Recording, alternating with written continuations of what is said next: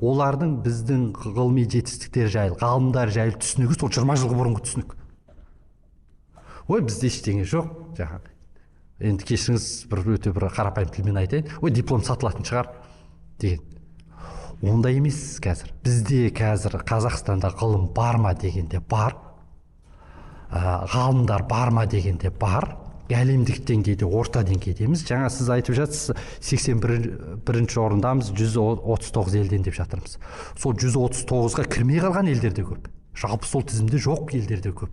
Енді өздеріңіз білесіздер, әлемде 200-ден қаншама елдер бар. Осы тұрғыдан келген кезде біз қоғамның мына ғылыми ортаға деген түсінігін біз қалыптастыруымыз керек. Бір министріміз бар.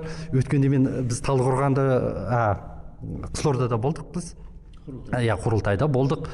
Арнайы ғылым және білім деген сессия болды. Министрімізді ортаға алып алдық та, мына жерде бір 40 адам ғой деймін. Жан-жақтан бұл кісіге жаңа мәселені көтердік. Сол жерде болды. Енді сол ертеңінде сол күн кешке менің курстастарым бар Лондонда. Айтып жатыр, жаңағы сенің министрің жаңағы Оксфорд хабты Қазақстанға ашайын деп жатыр деп. Бір министр дәріптеу, менің ойымша, жалғыз адам жеткіліксіз. Сол үшін әріптестерімізде жабылу керек. Жалпы біздің ғалымдар, ғылыми орталар ғылымды дәріптеуге көбірек көңіл бөлуіміз керек.